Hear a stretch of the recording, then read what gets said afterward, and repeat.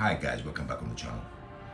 In today's video, Armies for Lincoln, in continuation to our Armies for a Battle for a Period series, I changed the format and we're gonna see the actual miniatures instead of photographs. Both formats I like, but because I have the Baron's War Army here, I thought it would be nice to deploy them and see how and what miniatures we can use to reenact the Battle of Lincoln or part of the Battle of Lincoln, as I did in my previous video when I was using Test of Resolve's supplement regarding the Battle of Caen. We fought a specific part of the battle.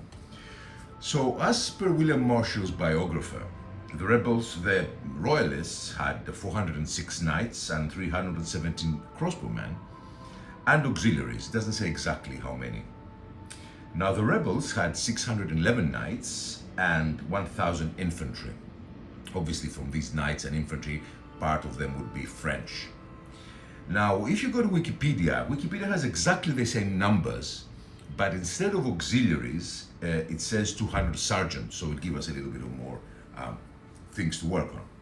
So let's start and focus in one by one. Obviously, at that time, knights were not dismounted, they were fought mounted. You know, knights fought dismounted after Edward III mostly, and Robert the Bruce, obviously, with the Schultrons and the nobles protecting the Schultron formations. So most of the knights were fighting mounted. So obviously we need mounted knights. As you can see here, a variety of mounted knights, colors, always, it's great to have colorful armies, deploy them together, bishops, as you can see there is a bishop here, coat of arms, banners, same as the 100 Years' War, but obviously a little bit different in the quality. Most is predominantly chainmail. So obviously this would be our main, you know, the 400 Royalist knights and the 611 rebel knights. So a nice mixture of colors and maybe a couple of French knights or more than a few French knights like we have here. The Count of Peche, as you can see here, and other French knights obviously that can be used.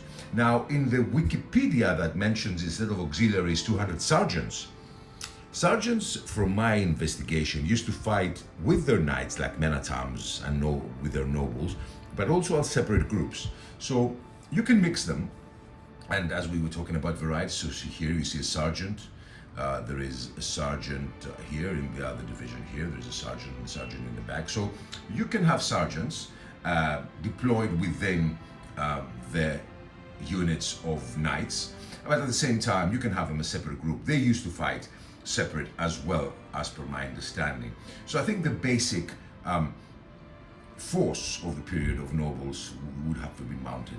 Now, obviously at Lincoln, the knights, when they entered inside the city, who should have been dismounted, or they were fighting at the gates with their support, they probably were dismounted. And so obviously we can use some beautiful dismounted knights.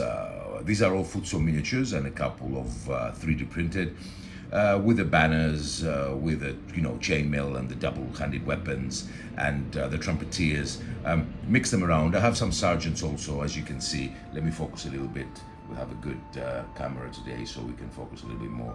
So you can have a nice sergeant here that, as you can see, and mix him around with sergeants and knights supporting them. So I think knights, the knights in the back, also were probably foot knights were probably part of the battle. Maybe not initially, but obviously when they start fighting, maybe in the streets of Lincoln, the knights dismounted to fight, more comfortably, because it was it was an urban warfare, as you remember I was telling in our previous video of the Battle of Lincoln. So obviously knights from Futso, foot knights can be used for this battle as well. Mix and match, as I said, put a couple of sergeants, as I put here.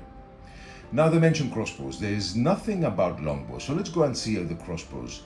Now I have a longbow unit in the back. In archers, there were not longbows. You see here in the back, and in the front we have crossbows. Now obviously it seems, and from my investigation of the battle and of the period, crossbows were much more dominant at that time. We didn't have this arrow storm. I don't know if, I'm not experienced in the period, I don't know if we had the actual longbows from that time, but even if you had, Nobody has thought about using maybe mass archery. It started with Edward III again, a great innovator. So crossbows are very important for this battle. Crossbows, they were, most of the crossbows were, if you remember the video, if you watch the video on the Battle of Lincoln, came from castle garrisons, so they must have been very well trained. So crossbows are very important. We know that they both have quite a substantial number, so crossbows should be a must. Now archers, if you don't have crossbows, you can use archers. During my investigation, I haven't read anything about archers, but I'm sure they were there. Now, the good thing with the Barons' War, in my opinion, is that I don't think they were distinct, except sergeants. I don't think they were distinct units. So I think you can mix and match and play around quite a lot and make your units interesting. So what auxiliaries would be, or what infantry that is mentioned in Wikipedia and in my video from last week, well, is that it doesn't really distinct on what specific miniatures you're going to use, what specific. So I can imagine militia would mean you can have spearmen. Okay, most from us, militia is spear militia, as you can see here. Let me zoom in a bit.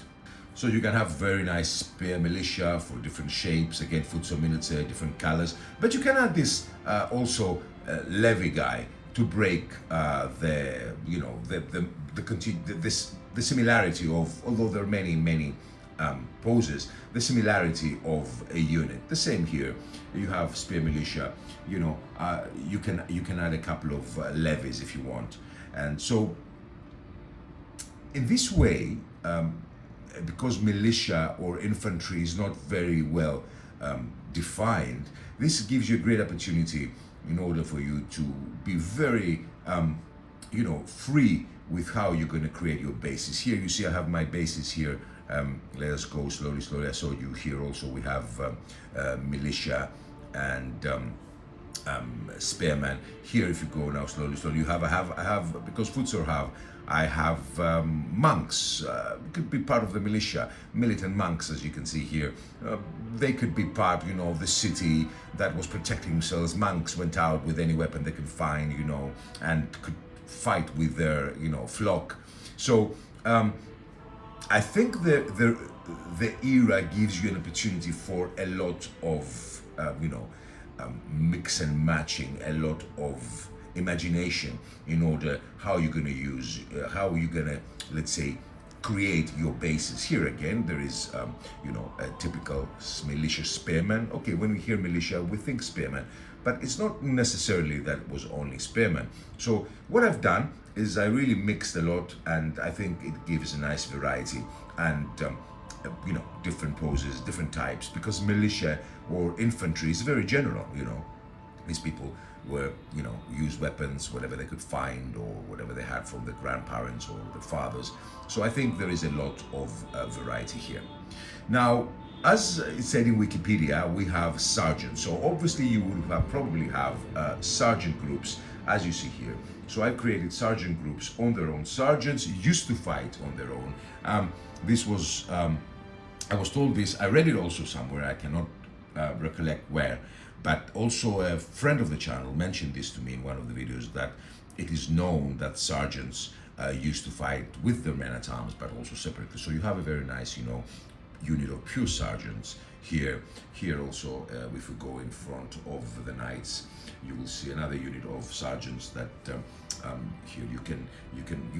I like sergeants. I like their armor. They're not, I like their poses from Futsal miniatures. I like the sergeants a lot. So, another unit of sergeant very easily, as you can mix it with knights if you want, but foot sergeants, I think, look really nice, and I think I like them more than knights. Again here, another unit of sergeants where I put some monks in.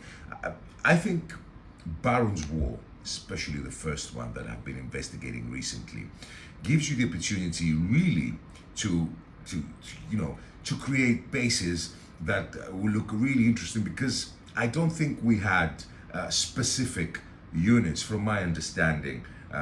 You could say the same for 100 Years' War, but here especially, I think there would have been a lot of, you know, different types of weapons and different types of armor and different types of, you know, of protection for units, for men who were considered the same unit. That's why in the information we have for the battle, it says infantry and auxilia. Although I said Wikipedia clarifies that there were 200 sergeants. So this is for me, guys, a short video about armies for the Battle of Lincoln. I think there are many miniatures that depict the period, but I think future miniatures are brilliant and really with a lot of poses and a lot of options. Obviously there are more miniatures here. You see there's North Crusades, the Bishop, and we have also Reconquer designs here in the back. But in general here, these are more foot show. But in general, I think, now that I'm scrolling, you can see the army. I think the difference in colors, the earthy colors, the red and, you know, coat of arms, the red, the greens, the yellows mixed all together, I think would have been a very interesting period of non-professional armies that were deployed and fought together. Because during the 100 Years' War, you know, you had basically the men-at-arms who were well-trained professional soldiers. Here, I think we are still in a period where the differences would have been big. You would have had, you know, really poor, you know, yeomen, you can say, you know, people who levies and militia who took anything they could find to fight. And obviously you will have the professional soldiers of the period, the sergeants obviously better armored, and the knights even better armored and in all splendor and color. So I think will be a very interesting army to have Baron's War with all these huge differences between the participants. So this for me, guys. I hope you enjoyed the video. I hope you enjoyed this showcase. Thank you so much for watching, and bye-bye. Have a great remaining week.